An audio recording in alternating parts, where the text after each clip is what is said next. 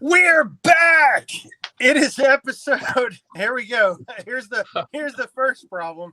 I have no clue what episode this is. 78. 78. I knew that. Episode 78 of the Metal Roundtable. I am Even Robin. With me, as always, is the great Carcass John. Carcass John. And now, kids, we have an announcement for you. With us, as always, is the great, from here forward, Scott Waters. Here to stay. Thank you very much. Yes. Thank you. That's some effects right there. Awesome. Woohoo. Can you guys hear everything okay? I'm getting the glitchy audio thing, but I think it'll work itself out in a second. I mean that. Yep, that's what it sounds like. I mean, it really sounded like that. To me, it does. Yes, it's very weird, but I am told that it will work itself out in a few seconds. So we'll see. How are you boys? Good, man. How about Christmas? You guys have a good Christmas? Awesome. It was awesome. Quiet, and it was cold and rainy and nasty here in Texas. It was awful. It's awesome. It was beautiful here. What's What's up, Isaiah?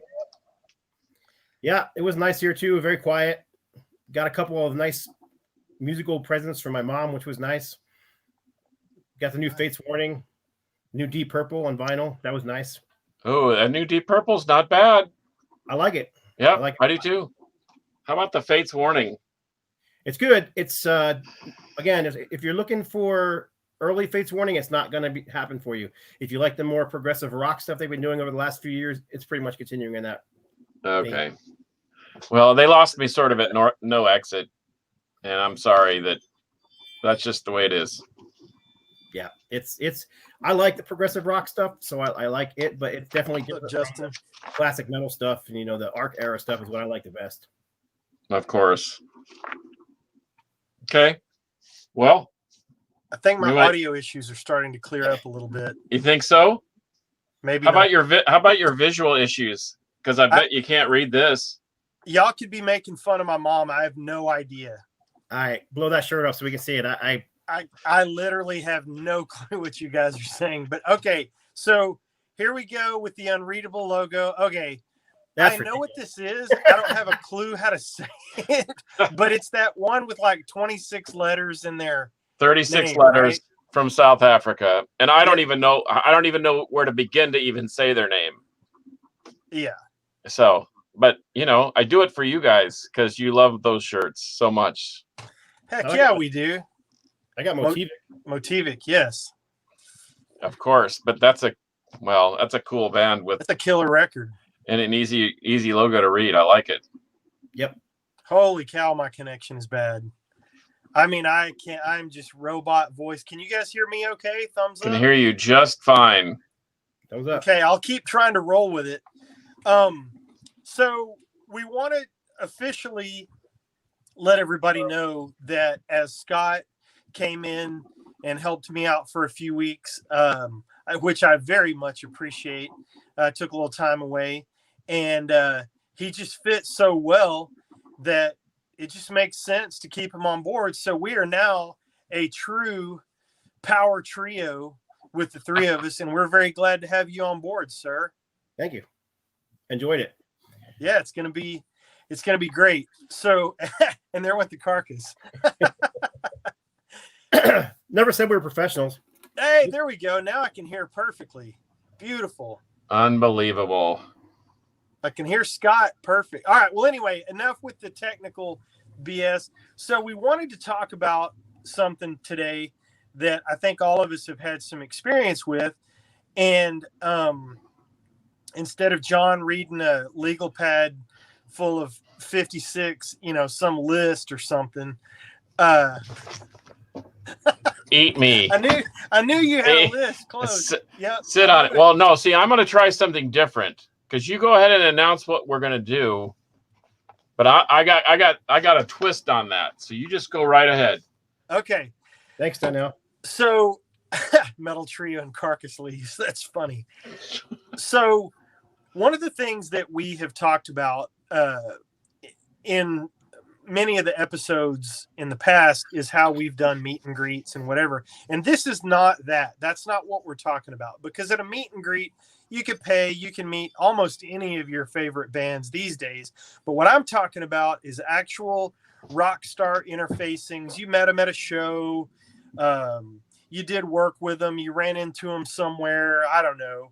And those experiences. And so I'll let you guys kick it off. But that's what we want to talk about today is when you run into rock stars, what are some of your best interfacings with your heroes? And I've got some cool stories. Carcass has a list. Okay, listen. I picked a few that I had some cool stories about. So yeah, perfect. Yeah, and I did the same thing, but what I did is yes, because Carcass makes lists because Carcass is old. And if Carcass doesn't write it down, Carcass doesn't remember. Okay, because a sharp pencil is better than a dull mind. So I wrote down a bunch of names and I want you guys to choose who I talk about. Okay. How about that? Perfect. So I have a list of names and you can just say, okay, I want to hear about, that person. Perfect. But you guys can go ahead and start. Go ahead. All right. Kick us off, Or do you want me Scott. to start? You got it. I'll start. Not a problem. Let's see. This is the first one I'm going to do. I got some stuff over here. So I just thought I would. This was kind of fun. In the '90s, I was heavily into this thrash band called Vengeance Rising, and I brought a little visual along. Actually, I'll take it out of this thing so it doesn't get all that glare. There's the visual. So Vengeance Rising, huge fan of this band back in the 1988, 89. I bought their first album, Human Sacrifice, is a brand new album. Moved to New Mexico in 1989, and then 1990 they were on their tour for their second album, Once Dead, and they were playing at a club in Albuquerque, and went to the club, went to the show. First band goes on, local band opening up. Second band goes on, another local band opening up. Third band goes on, another local band opening up. I'm like, what's going on? So I had to be friends with Paul Scazafava from the Musketeers, who was one of the bands that opened. I'm like, what's the deal? He goes, well, Vengeance isn't here yet. Their van broke down. They're still on their way. So they're like pretty much just trying to fill space until the band gets there. Band doesn't show up until like 1 o'clock in the morning. The crowd pretty much, half the crowd cleared out by that time and gave up.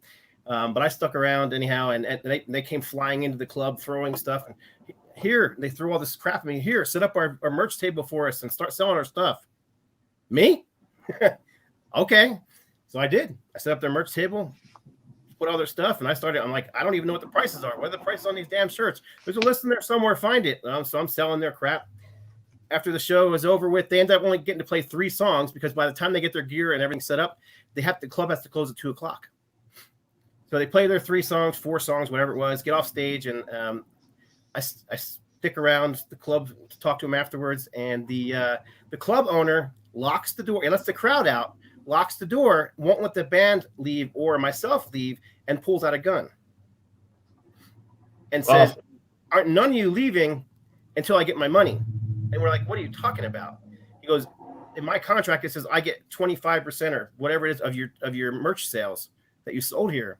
So I need to know exactly how much you sold, and I get 25% of that. And Vengeance pulls out and anyhow, it's a big old fight over who gets money, and there's nothing in Vengeance's contract about it. So they didn't add any extra costs onto their shirts to do that. So they refused to pay it. So they wouldn't let the band leave. Finally, the cops came and let us out. But got to meet Vengeance, got to meet the band that way for the first time. Ended up sitting in a room with Roger Martinez, the vocalist, for like half an hour, 40 minutes, just talking. Got to know him really well. So anyhow, it was fun. I had him sign this little picture here, and he was the only one I had sign it. Signed it right there, put his phone number on there and everything. And then, of course, come 20 years later, 2004 or so like that, I ended up singing in the band, filling in for Roger when they did their Vengeance Rising reunion tour. So I get to my very first practice with the Vengeance Rising guys, and I take this photo with me, and I pull this photo out, and I'm like, here, guys. And I bring a marker along. I want you guys to sign this. They're like, what's that? I'm like, it's a photo. You want us to sign it? I'm like, yeah. He goes, we're just a bunch of schlubs. I don't care. I still want you to sign it. And you might be schlubs to yourself, but I was a huge fan. Anyhow, so they all signed it for me. They thought it was a joke. They all wrote on here, to Scott, the replacement, and weird stuff like that. Unbelievable. But I held at gunpoint for merch money. He didn't hold us like, he didn't actually, he pulled the gun out. He didn't point it at anybody, but he did pull the gun out and let us know he had it, and he wasn't letting us leave until it got straightened out and the police were on their way. That sounds like my gig at with Demolition Hammer a couple of years ago when they were touring, and they just they didn't reluctantly, they brought in, I mean, a pile of stuff, and I didn't know how they would be received because I didn't know if anybody even knew who Demolition Hammer was. Well, as it turns out, we had a benchmark evening, and I'm not going to say the exact number, but the club guy comes up and says, "Hey, I want my 20%," and I'm like, and I looked at Steve and I said, and he said, "Yeah, just go ahead and give it to him." Well, being a smart merch man, I had one pocket full and the other pocket with more. And so he got the pocket with some and not with everything. But anyway, that's so weird how those club guys try to sneak that in there. Anyway. I learned a story from Eric Carr one time. Eric Carr, when he did his very first, his tryout for Kiss, he took his Kiss record with him and had the band sign it. And they thought that was weird or cool or whatever. But Eric Carr said, "Hey, man, I may never, ever see these guys again. Might as well get them to sign it." So I thought the same thing with Vengeance. I'm like, I might never, ever see these guys again. So I might as well get them to sign my picture. Yeah, heck, why not? You never know. There you go. Next. Okay, I have 12 names on my list. You want to hear the first four, the second four, or the third four? First four. Hold it up where I can see it because I can't hear I can't understand a word you guys are saying. Pick from the first four. Okay, first four. Ed Wynn from Osric Tentacles, King Diamond, Bobby Blitz and Dee Dee Verney, or Gene Hoglan. Oh, that's a good one. I mean, I'm easy choice for me, but go ahead. I'd say Bobby Blitz. Okay. I'm a huge Overkill fan, so. Okay, so am I.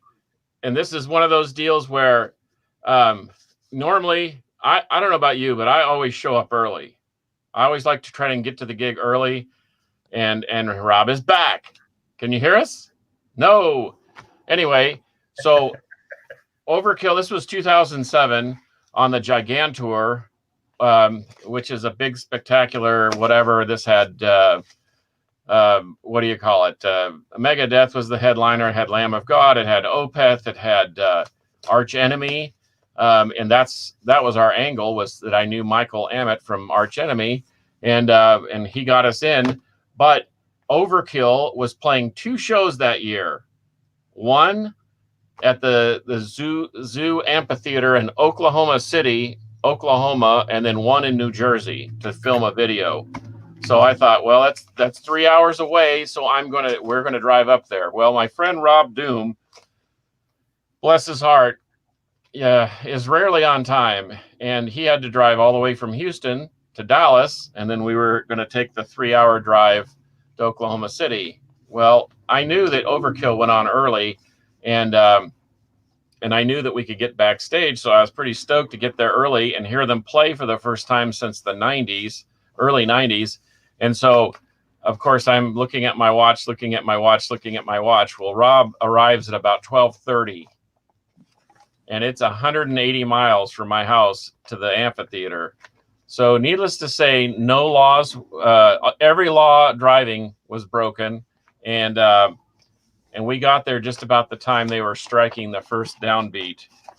And so when we got backstage, there was a bunch of guys. They had a little table set up, and Dee Dee and Bobby were sitting there signing autographs. And I had a couple items, including a poster from a show in Houston. And Rob, bless his heart again, had a suitcase full of Overkill stuff. I mean, records and posters and stuff, backstage passes and stuff that even the band, by their own admittance, had never seen. So when we got in line, the security guard says, "Hey, man, only one item per person." And Bobby Blitz said, "Hey, no way. Let me see what he's got in that suitcase." And so he moved us straight to the front of the line and then told us, "Hang out afterwards. Let's get these people out of the way because I want to see what's in the bag of tricks." And we sat around and talked to those guys for over an hour as we listened to music in the background, but it was so engaging, and they were tripping out because it's cool to see a band look at something that they know existed, but they don't have, and they probably never have seen one, including tour posters and certain types of pressings. And of course, we know Rob Doom, and he's got some unusual stuff. But anyway, yes, according to that last comment, get there early and leave late. Hopefully not by gunpoint. Okay, Metal Rob. Well, I have successfully ditched myself from the broadcast and come back in, and I'm pleased to report that I can actually tell what's going on now. So. And I can hear you. Could you hear me before? Yes. Okay, man, I don't get it. I don't know. Anyway, so I have no idea who you talked about, except I heard the tail end and it was Bobby Blitz, and I know that Scott talked about Vengeance. So... and that's all I know. And if I hadn't seen the picture, I wouldn't have known one word Scott said. But it's definitely it's something on my end. I think I know what I need to do to fix this. Anyway, enough about my stupid technical problems. So the coolest Rockstar interfacings that I've had, I can run through one or two super fast, and then I'll save a couple for later. But I met Zach Wild at a guitar show. Back in, this had to be 91, 92, right around No More Tears. And he was so young. And I remember nobody really knew who he was. I mean, some people kind of knew that he was Ozzy's new guitar player or whatever, but people really weren't paying that much attention. And so we went by and saw that he was going to be there. And there were just a few of us in line. And what I remember the most about him was when he talked to you, he talked to you. He did not get distracted by anything. And the cool thing was when he got to us, I remember somebody came up and asked him something. And he said, "Hey, I'm talking to these guys right now. I want to talk to you, but can you hang out for just a minute? I want to take care of these guys and see what they've got going on and all that." And he was just super friendly. And if there's any kind of customer service involved in meeting your fans, he certainly was the top of the list. Huh. And he took time to take pictures with us and sign whatever we had. And it was just super cool. But even in a guitar show setting where he's going to be meeting, people, and that's what he's there for, it wasn't a cattle call thing at all. He was just so freaking down to earth. Another funny one that happened probably, 15, 20 years ago, I met George Lynch at the Greater Southwest Guitar Show as well. Met several people there over the years. But we were first in line at his booth by accident, my buddy Chris and I. And I remember... they were like, "Hey, you guys are first in line. We're going to start the line here, and George is going to come out in a minute, and you can get whatever signed and all that kind of stuff." And they were super, super nice at the booth. So George comes out. My buddy is a massive Lynch fan, and so I guess I was nervous on his behalf, and I wish I'd followed through with what actually happened. So I got nervous on behalf of my buddy, because this is like his guitar god hero, and I handed him my damn camera to take a picture. Because we were going to get a picture with George. I hand him the camera, and George, without skipping a beat, is like, hey, do you want me to take a picture of you guys or what? And I wish that I had let him take a picture of Chris. Oh, it's Chris Manning, as a matter of fact. Oh, that's funny. I wish that I had let him take a picture of Chris and I just so that I could absolutely, yeah, thanks, Papa Wayne. I did try that. But I wish that I'd let George take the picture of Chris and I with no context, and I would have cherished that for the rest of my life, trying to convince people that George Lynch took that picture. So that was, and he was super funny about it. So that was cool. And in the picture that I have with George, I got this big stupid smile on my face, and George is giving the, like, are you sure you know what you're doing here? It's very funny to me. So that was, I'll come back at the end. Go ahead. Right on. Scott. Okay. First of all, I did not get to meet Zakk Wylde, but I stood in line to meet Zakk Wylde at was one of those, record signing things for 2 hours, 3 hours, whatever it was. And then he never showed up. Excuse me. However, it was, I believe it was before Ozfest, something like that. So something happened. He couldn't make it, but he, I guess he called in and told us, it was at one of the bookstores. And he called the bookstore and said, I want every one of their addresses. And sure enough, man, in the mail, some weeks later, I got an autographed poster from Zakk Wylde. Huh. Wow. Cool. So wow. Can't complain about That is customer service. And then I also met Overkill a few times, twice actually. Both times they were very cool. I mean, Bobby and Dee Dee were both very cool. My son was with me one of the times, and they took great pride in talking to my little son with his long blonde hair at the time. He was little, he was like 12. And they signed his vest for him. They signed my stuff. But Derek Taylor, man, I don't know what it is with him. Both times I met him, huge fan of the band. First time I met him, I asked him, I walked up to him, hey man, he was standing outside of the club. Hey man, do you mind signing my CD? Yeah, man, hang on a second. I'm gonna make a phone call. Pulls this thing out of his, starts walking, and walks away. I was like, all right, right on. I'll get with him later. So I stuck around after the show, saw him after the show, walked up, hey man, do you mind signing my CD?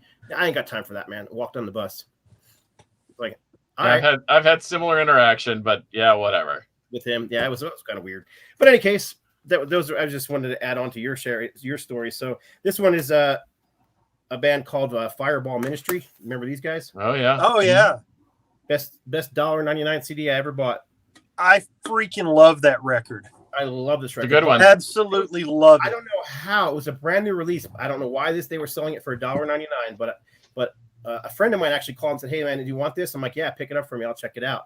Love this record. And then they were touring with Dio for this record. And I was enthralled by these guys on stage. They were fantastic on stage. I mean, just and I was standing right in front of Janice Tanaka, the bass player at the time, and she was just, I mean, besides being, not hard on the eyes, you know what I mean? She was also just a great bass player, and she just had great stage presence. She had this vest on, like, I don't know where mine's over there, the vest with all the patches and buttons on it and stuff like that. So I was just enthralled by her. I mean, she was just so great. But she reached down and she pointed at me and she chucked a pick my way. And I was like, all right. And I went to grab the pick, and some dude, man, he was just like, and at the time I was bodybuilding, so I could have pummeled the guy, but I decided it wasn't worth it for a guitar pick. Some guy, he just barreled over top me to get this damn pick. And I'm like, you want it that bad? You can have the damn thing. So anyhow, didn't meet him at the time. Just watched the show, loved him. Well, I decided after that I was going to email Janice Tanaka and just say, hey man, I appreciate the pointing of the pointing and throwing the pick at me. I didn't get it, but that was cool. I mean, she may not have known who I was anyhow. She may have just been pointing at the audience for all I knew, but sure damn enough, she knew who I was when I emailed her, and she emailed me back right away. She goes, I saw you and I saw that asshole. Oh man. She goes, let me have your address. I want to send you something. So she sent me a huge, like 18 by 24 by 36 tour poster signed by her. And it said, Scott, you're hot, Janice Tanaka. And I was like, that's nice. I'm not going to show that to my wife. I'll forward her a link to this But episode. now she knows. Well, she knows. I eventually had it framed and hang, and this is the rest of the story. So anyhow, later on down the road, the band's touring again, and she was gone. She had left to play with Pink of all people. But I mean, I guess you got to go where the money's at, you know. Girls got to pay the bills. So she sent me a letter. I still have the letter. She said, I'm leaving Fireball Ministry to go to Pink. She sent me a Pink pick and a couple Fireball Ministry picks and the poster. In any case, so a year or so later, Fireball Ministry is coming through town again. Now they're the headliners on this show. So I go to see them again, show up at the show. There's nobody there. The club is freaking empty. So I stand out in the back. I'm like, I'm going to meet these guys, get them to sign that poster.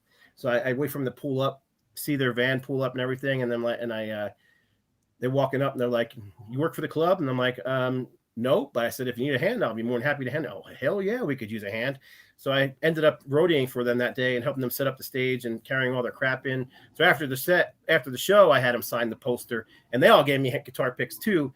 Every single one of them wanted to scribble over Janice's face. I'm like, please don't wreck my poster. I understand you don't like her, but please don't wreck my poster. They were like, we just want to scribble out her face. Can I draw a mustache? Please don't. But they were very, very cool guys, and they're great set. And the funny thing was, when they finally went on stage, that show that I roadied for, there was me and 2 other people in the room. Oh man, the club did not advertise the show at all. And the only reason I knew is because I looked on their website and got it off their website. So they played the entire set just for me and 2 other guys. And then he got to the end, they're like, you guys want us to play some more? I'm like, heck yeah, man. And he's like, here's some songs that we know. Here, pick one. So I ended up picking a song, and they played. Can't remember what it was. It was a cover song, but they played a cover song. In any case, I had them sign the CD as well. There it is. Oh, that's awesome. Right on. I don't have that one. I only have the one you showed a minute ago. Yeah, that was their second full-length album. They had one full-length before this and an EP, and I think they've had 2 or 3 since. Oh, okay, I need to investigate that. Yeah, but they've gone through bass players, like Spinal Tap's gone through drummers, but the rest of the band's been pretty stable. As long as they didn't self-combust. Not that I'm aware of. So that's my Fireball Ministry story. Very cool guys, great band, and I can't even listen to that album without thinking how cool they were on stage. That's awesome. Carcass, are you going or is it me? I'm gonna go, and I got 4 more names, so you get to pick which 4 names. Okay, here we go. Barney Greenway. Away from Voivod, which is Dennis Langaway. Barney Greenway's Napalm Death, right? Yeah. Okay. Michael Ammett. Ah. Or Eric Johnson. Man, I'm a Barney fan. I think I know the story. Go ahead, pick it. I picked the last one. Okay. Yeah. Okay, so Barney, as we know, and I think that was the night that I said, you watch, Rob, these guys are going to blow your mind. And you thought, whatever, Napalm Death, I'll go get a drink and maybe go to the bathroom. And guess what happened? They blew my wig off. See? That's right. That's why he doesn't have any hair left. Anyway, so I go backstage and I'm just hanging out. And Barney comes up to me and he says, hey, mate, did you enjoy the set? And I said, yeah, as a matter of fact. And I said, we kind of reminisced a little bit. And he sort of remembered from the Grind Crusher tour back in the 90s when I got my name.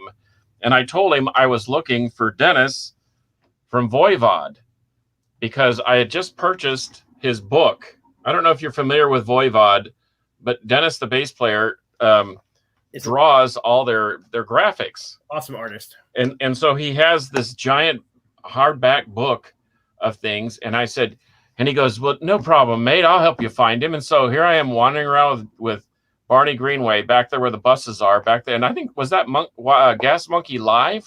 Yeah. That was at Gas Monkey Live. And I think you had about all you could handle.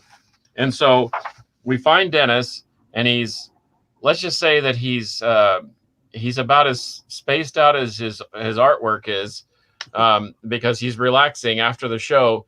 And I said, hey, I would really appreciate it if you'd sign my book. And he said, and so here we are, the 3 of us sit around interacting, talking about the show and the greatness of both bands, really. And not only did he sign the book, but he drew me a picture. So I not only have the autograph, but I have that's cool. a nice little spaced out graphic with his stage name Away. And I thought that was that was cool because you know me, I like a little art myself, and I'm always seeking some sort of inspiration. And I've always admired it. And I saw that they had a book, and I bought the last one that they had. In fact, this was the one that's on the table and that they use for, you know, like they sell books, they sell patches, they sell records. And I said, well, I need a book. She looked in the merch gal looked in the box, and she's like, we're all out. And I said, well, how about this one? So she had to go back and ask him, can I sell the very last copy? And he said yes. And so that has a great treasure. That is a real treasure. And so that's my story of Barney and Away, or Dennis. That's awesome. That is awesome. I do remember parts of that story. You didn't tell me the whole story, but that's fantastic. That's the kind of stuff that just makes me smile. I went when I was in the Air Force, I worked security part-time with this company called D&L, who did, you know, we did motocross, and we did, you know, I was at the barricade for Genesis and The Cure and all this kind of stuff, working security.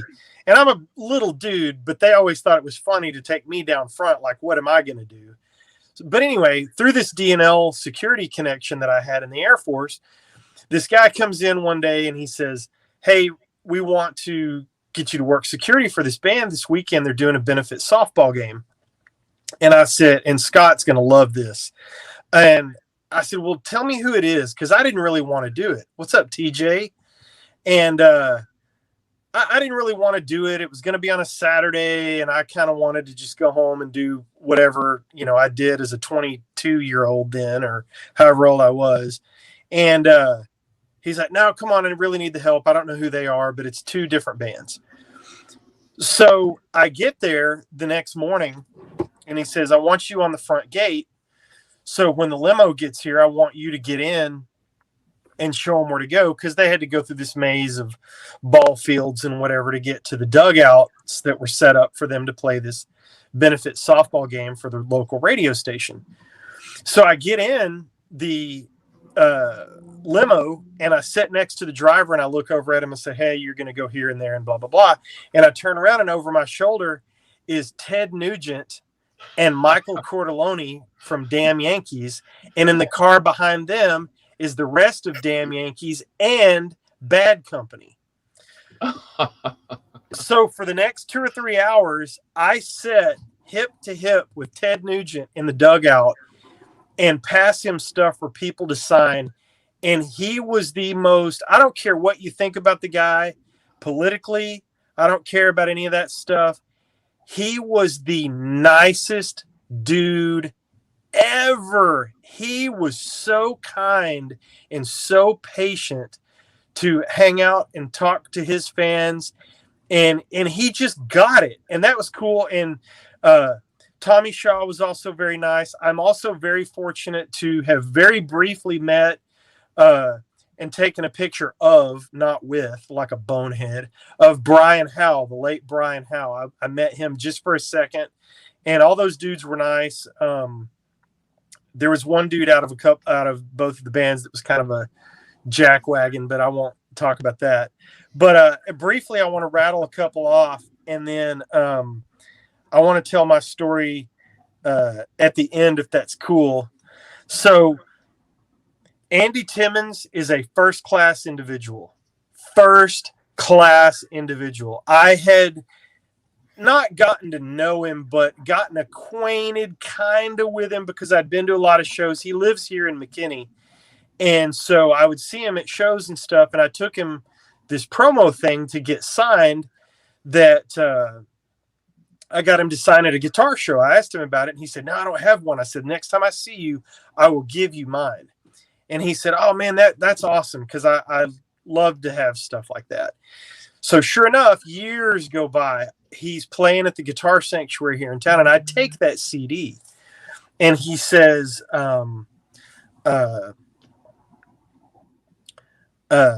he's gotten one in the meantime to keep it. So I have a picture of me, him, and that CD, and then he signed a picture. So anyway, another couple of shows go by, another couple of meetings go by, and I'm going to watch him headline down here at the Guitar Sanctuary, which is literally up the street from my house. It's 60 seconds if I don't have to stop at the light.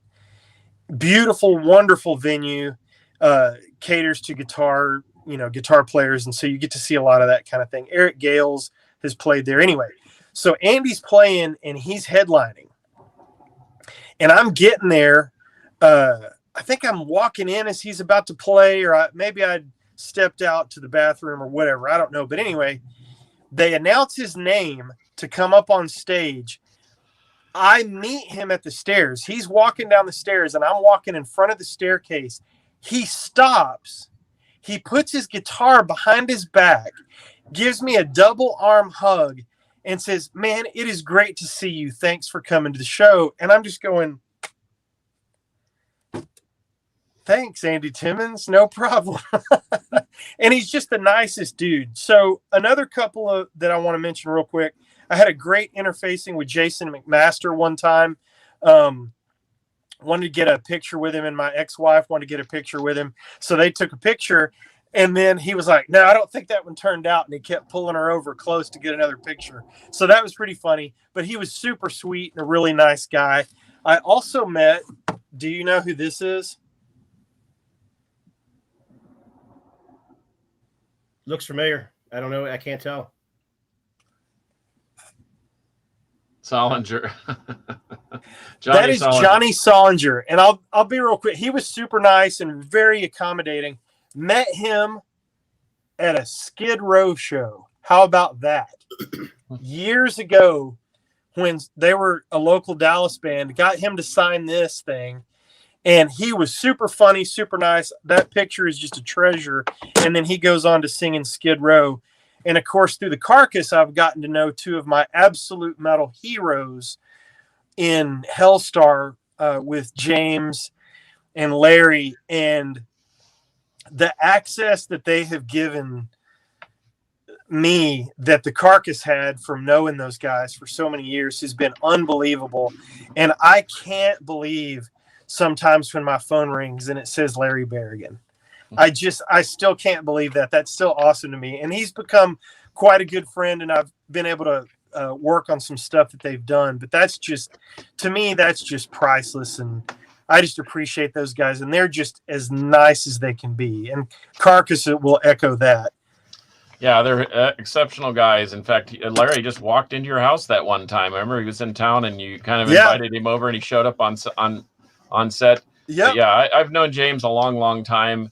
He actually used to work for me kind of part time when he'd come in and off the road when they were touring extensively, and he's always been very accommodating, always been very mindful. He's known my kids since they were infants, and they're in their 30s, and so it's been a long road, and they're still out there taking no prisoners and doing their thing. And every time I see him, I think, man, they can't get any better than the last time I saw them. And then they seem to just, I mean, they're crushing. That show that we saw at Trees a month ago or so, was just devastating. It was so good.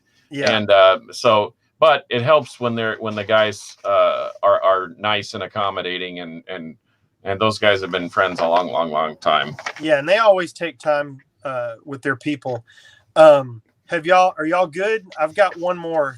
That's up to you. Go ahead, Scott. Scott, go ahead. I've got 4 hot names to run by you, and then you let me know. All right, I'll go real quick. I'm going to tag on to your Ted Nugent story because I've met Nugent 3 times. First time was just at a book signing. He was there with his wife's book, and he was signing. I was there with my son. Again, he was young, long blonde hair. He was also a Ted Nugent fan. He was a young drummer at the time. So they also had the rule you can only get one thing signed, and they were rushing people through. But when my wife and myself and my son got to there, he started talking to my son, and they were like trying to rush us through. And Nugent says to the security guy, "Hey, hang on a second. I'm talking to this kid." And so he because it was in his pocket, he pulls out a guitar pick and hands it to my son. He goes, "I want to give you this. I still have the pick." He said, but I'm only going to give you this if you promise that you're not going to poison yourself with substances in the future. And he hands him, and he just tells him to stay away from drugs, basically. Yeah. Car pick and signs his stuff for him, and it was just a really cool experience. And then I was just in passing.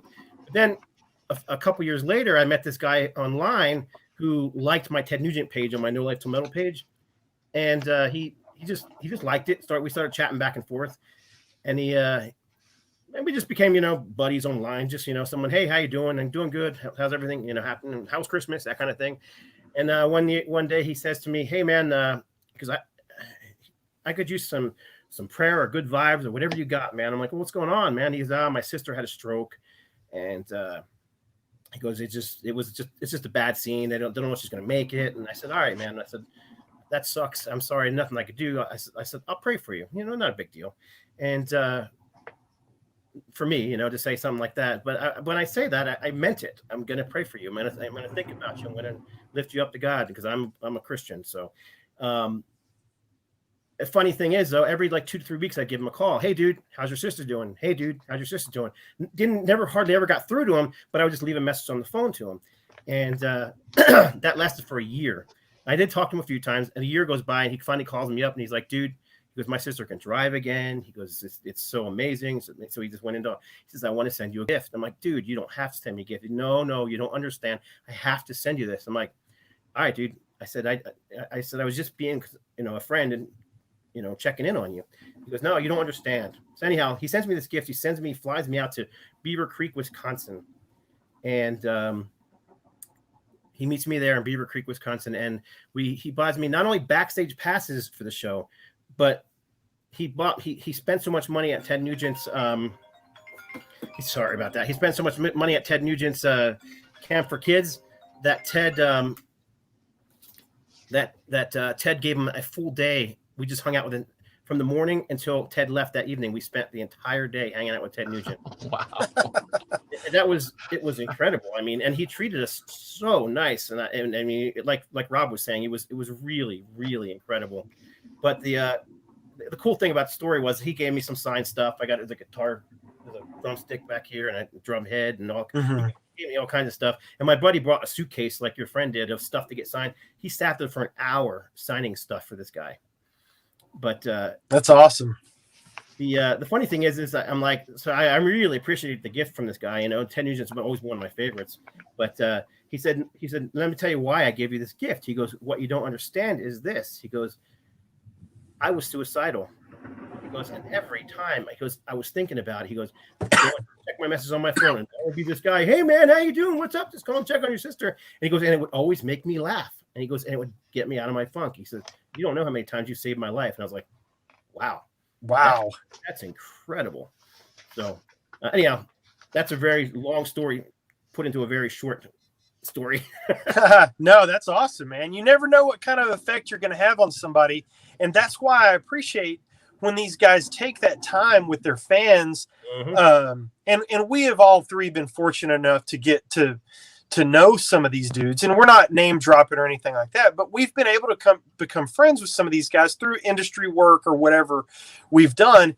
And you see that they're just good dudes taking care of, themselves and others. And it's just really nice to see people like that. I remember the first time I met Mark. I remember the first time I met Mark Fields. Yeah. He just chimed in. That's the vocalist of Siege, by the way. And he's pretty good. He's pretty good at metal trivia too. Yeah, he is. Proclamation and among others. All right, Carcass, show us your numbers, and then I want to tell you my last story. Oh, okay. What's that? Let me share one more real quick. Yeah. Go ahead. Okay, so my buddy and I, the guy Trog. If you guys follow me on No Life Till Metal, Trog. Trog and I were in Vegas, and we went to go see this cover band play at the some club out in there. And it was just some friend of his friends that wanted us to go check him out. We're like, you want to go? Nah. We finally end up going. So we sit down at this club, and there's just all these tables, and we're hanging out. And the band gets on there, and they're playing. I'm looking, I'm like, I know that guitar player. I'm like, holy crap, that's Jimmy Crespo from Aerosmith. Yeah. He's up there. So I guess he lives in Vegas. So he's up there playing. I'm like, yeah. He goes, no way, dude. I'm like, I'm telling you, that's Jimmy Crespo from Aerosmith. I said, if there's one band I know, it's Aerosmith. They've always been my favorite band since I was a kid. That's Jimmy Crespo. And sure enough, when they broke to do their, they had a break in between sets. I walked right up to him like, "Are you Jimmy Crespo?" He goes, "Yes, I am." And he said, so anyhow, my first concert ever was Aerosmith with Jimmy Crespo on guitar. So I told him the story, and he sat there and listened, and he handed me a guitar pick. I didn't ask him for an autograph or anything.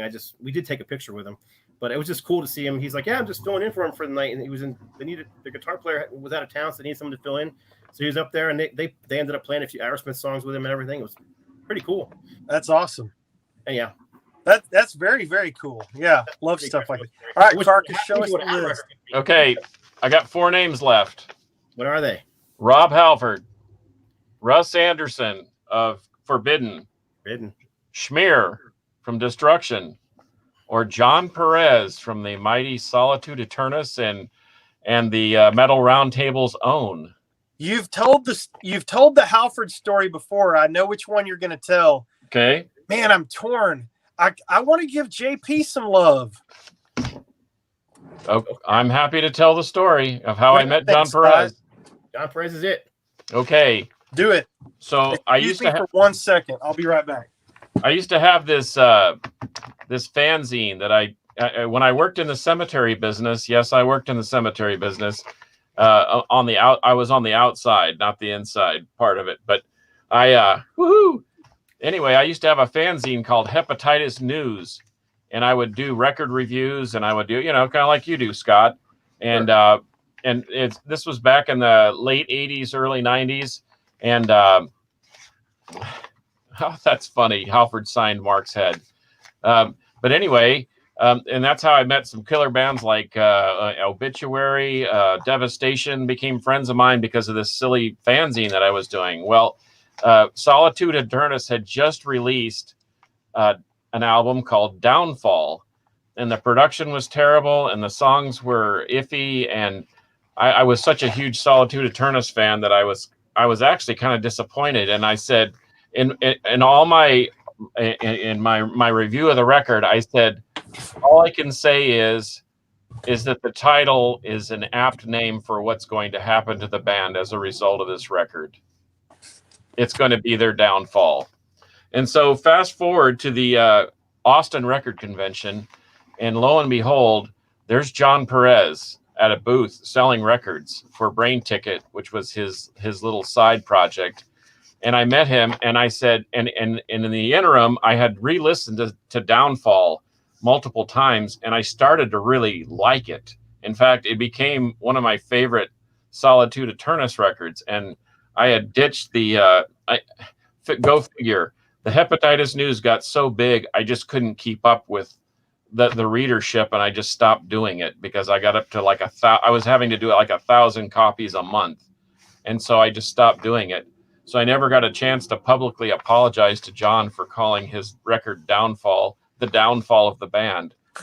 But when I met him, I said, I have to apologize to you. And he said, I know who you are. You're the guy that said that Downfall sucked. And he goes, and it did. But then we did a couple things to it, and now it doesn't. And I said, no, the album never did stink. It was never a bad record. I was just in a bad place at the time. And so when I listened to it, and from that point forward, he and I have been, I mean, we've been like two Johns in a pod. We've been like two brothers ever since. And you talk about a guy that's very, very kind and very, very accommodating. And it's a joy to go see him on stage. In fact, Rob, I'm glad you got to see him actually play, because wherein, and this is beast mode. This is no knock on his band, but generally they were statues. And then there was this, it was very Barney-esque, where everyone from Napalm just kind of is stationary as they play, but Barney is like this, swatting bees and doing his thing. And John is much the same. Everyone's a statue on stage, and there's John. Oh, he crushed it. Like Viking power up there. Yeah. And so it's great to still be involved in him, even in his life, even though we didn't start off. It was a little bit of a bumpy road, but even he admitted that Downfall wasn't their best effort. but we've become fast friends and stayed that way for many, many years. In fact, when the last Solitude Aeternus record, in short, became sort of a mantra for a very terrible time in my life, and so he and I have a connection there, and so that's my John Perez story, and all the other ones are kind of funny too, but we don't have time. Yeah. But you know what? You had mentioned something to me about how we sort of had met each other, and none of this, what we're doing right now, would have been possible had I not had a cassette deck breakdown. And I just happened to be in Born Late Records, and you can call it cosmic circumstance, whatever, but I would have never known Scott. It was the Metal Gods. And I would have never known Rob had I not had this cassette problem. So I asked our buddy Henry Vasquez at Born Late Records, thank you for still being alive and kicking in the record business. I know this 2020 thing has been tough on everybody, but I walked in and I said, Henry, I got to have a cassette deck. Do you know anybody that's got a cassette deck? And this voice from beyond said, I have cassette decks. In fact, I have a bunch of cassette decks. And I turned, and here's this little man. It looked something like this. That's exactly how it looked. I think he was back in the, I don't know if they had a hair metal section or not, but he was right behind me. But anyway, and so to my point, we became fast friends. He hooked me up with not only one cassette, but I think 2 cassettes. And it's been, the rest is history, as they say. Yeah. And we used to go to lunch once a week on Fridays, and we just got to talking about how much we just like hanging out and talking about metal. Gee whiz, we should do a podcast or a show or something. And that was the genesis of what we're doing right now. Yeah. And had I not had that issue, I would have never met you, and then I would have never met Scott. Yeah. So yeah, there you go. Well, my story is the same, because I was standing back there flipping through CDs and heard you say something about a cassette deck, and I'm like, I got one, I'll give you, and I remember pitching the idea, hey dude, I just want to do this thing, low budget, just simple, and do this thing called the Metal Roundtable. And of course you were all over it. And then we've been doing that already for a couple of years now. And then how did I meet Scott? I remember, I've known about Scott for a long time, mostly because I've done mastering work and he's done artwork for some of the labels. So now Scott and I, we talk all the time on the phone and do business together. But how I met him, I think, was at a Rockfest show. I think the first time I met him in person, Texas Rockfest 2007. I think it was before that. 1997, excuse me. Yeah, it must have been 97, 98, somewhere around in there, because I went to see all these metal bands play down north of Austin, and Ultimatum played, and I was like, holy crap, that's the guys from Ultimatum. And didn't really get to know him until the past couple of years when we've done so much work together. But that's how I remember it. Is that kind of how you remember it? Yep, it's exactly how I remember. We met at that show. You were actually selling music at your table, and that's when I walked up and introduced myself to you. And you were, I think, did you have Bombworks Records at the time? No, that hadn't happened yet. That didn't happen until 04. You were just selling music, because I remember you had piles of CDs and tapes, or not, maybe not even CDs, might have been tapes. I don't remember. I just remember you had the Ultimatum Symphonic Extremities demo in there, and I bought it from you because you know who I was sharing the table with? Martin Bailey from Metal Blade Records. Metal Blade Records, that's right, he was there. Mm-hmm. Yep. Martin Bailey and I, whose dad is the great G.W. Bailey. Google that one. And so that's how we all ran into each other. But I want to tell one last story. Is that cool? I know we're going long today, but I want to tell one last story. Go for it. So I've been in and out of this type of music over the years. Sometimes I love it, sometimes I hate it. But these dudes, I got through Matt Hunt, who we both do work for. Scott and I both do work for his label. Matt called me one day and said, "Hey man, do you want to go to Vegas and spend 3 days in the studio? Because this dude named Bill Minchin was recording an album and he was going to have this drummer playing on it." And I was like, "Yeah, man, let's go. This will be fun. We'll go to Vegas and we'll do the strip and we'll hang out and we'll have fun." Well, the person that was playing drums on Bill's record was Robert Sweet from Stryper. And I'd been a Stryper fan along with, I threw them in with everybody else. I loved them as much as I loved Cinderella and Rat and Poison and White Lion and Steelheart and all that kind of stuff. They were just one of those bands for me. And I just loved them. And so the chance to go meet Robert Sweet was just a no-brainer. So I took a cheap flight out and we all stayed at the Stardust. And I remember going into the studio and we hung out in the studio for 3 days with Robert Sweet. And I was nervous about it because this was, again, a rock star hero. And I'm like, man, I don't know what we can say to the guy or what. I don't know what to ask him because this is a bona fide rock star. This dude sold millions of records. Yep. And I just didn't know how to handle it. And so when we got there, no pun intended, he was the sweetest guy ever. And he said, "Hey guys, before we get started recording and hanging out and everything, I want you to know I will tell you about anything." He said, "You can ask me anything you want. I will tell you about, I'll tell you about the money. I'll tell you about the fame. I'll tell you about anything you want to know." And man, he was not kidding. He pulled the curtain all the way back for us. And we talked and talked and talked, and we gambled together, and we ate Thai food together. And we had the greatest time for those 3 days. But that was not what made the biggest impression on me. We went and picked him up on the last day. We were in Bill's truck, and Bill had a big crew cab pickup, is the way I remember it. And so he and Robert would ride in the front, Matt and I would ride in the back. So we pull up to pick up Robert in front of his house, and Robert gets in, and of course he looks perfect.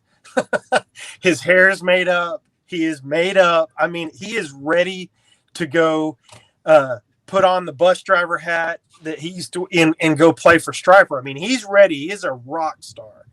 So he gets in and he shuts the door and he tells Bill, "Hey, don't pull away yet. I want to take a few minutes and talk to you guys." Talking to me and Matt. He's got this huge shopping bag, like you'd go to the store and get a big old paper bag, square paper bag. And he looks at Cliffy, who was with us, another mastering engineer. He looks at Cliffy and he goes, "Cliffy, I know you do this and you're into that. Here's the shirt from the Reborn photo session. I want you to have it." He gives Matt like a 24-inch symbol and scribbles, "Hey man, thank you. I'm playing on these records for Bill. Thank you for supporting my music. Here's this. Here's that." Here, he gave us all signed sticks, which I still have up there. He gave us all signed photos. I was able to share some sticks because he gave me like 4 signed drumsticks. And I've shared those. I kept the one. But then he looks at me because I had a belt buckle on. And he noticed that somehow. I had a belt buckle that I've had since I was in 5th or 6th grade. And he noticed it. And so he goes, "Rob, I want to give you this. I know you're a belt buckle guy." He said, "This is a prototype belt buckle that we had made. And it didn't work out because of the sharp, pointy corners. We ended up having to, do something different. But," he said, "each guy in the band got one of these as a prototype, and I'm going to give you mine." Who does that? What kind of person that has spent all that time on the road, top MTV hits, and millions of records? Who takes that kind of time? I'll tell you who. Robert Sweet. And he was so good to us, and he answered all our questions. So many stories that I could never, ever repeat. He took us inside fully the Stryper camp, if you will. And I just couldn't believe it. And I wouldn't, I mean, there were no sordid, nasty stories, but he took us inside the business of the good and bad things that happen to them. That's what I mean. And it was just interesting to see him tell the rise and the subsequent fall later and what that did to him personally. And it was just amazing the things that those dudes went through. And maybe someday we can get him on or one of the dudes from the band to tell those stories if they want, because I'm certainly not going to. But as far as meeting rock stars, all the way from cattle calls to meet and greets to chance happenings to getting to know people outside my Larry Berrigan signed guitar that's sitting right over there. And where'd you get that? Yeah, I got that from the Carcass. This is the coolest memory of meeting a rock star that I've ever had because of the time spent. So that's it. We're at an hour, guys. I'm sorry I can't shut up. You guys got any parting shots? No, it's just great that well, all these people are humans. We're all human beings. Yep. And despite the fact that they've got a cool job, cooler than probably most of ours, except maybe Scott. Scott's got a cool job too, running No Life Till Metal. But they're all human beings.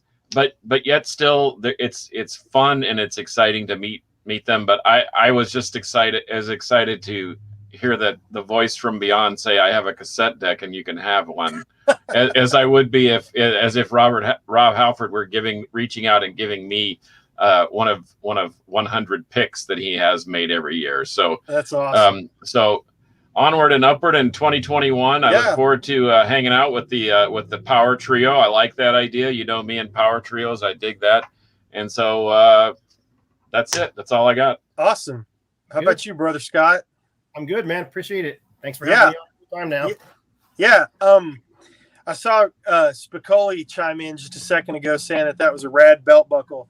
Spicoli, we have got to get together because I have something for you that is going to make you poop your little panties. Okay? You're going to be stoked, man. I can't wait to give you this gift that I have for you. It also includes, in Spicoli's gift, I'm going to give this part away. I'm giving him a set of limited edition the Metal Roundtable coasters. How about that? Nice. But that's not the good part. All right, boys. Well, I say we do a part 2 down the road because we've got so many cool stories. I didn't tell a third of the stories that I've got, and I know you boys have got more too. So I've got a bunch more names on my list because Carcass makes lists. Let's do a part 2 down the road. Hey, guys, for episode 78, am I right? That is correct. I am Metal Rob. Scott Waters, thank you for coming on board. We love you like a brother. Thank you for being here. And the Carcass, virtual hug. I can't believe it's already been 2 years or however long it's been. Oh, God, it's been a long time, man. Been a while. Yeah, man. Yeah. So thanks for the stories. And you know how we roll at the end. Until next time. Metal will prevail.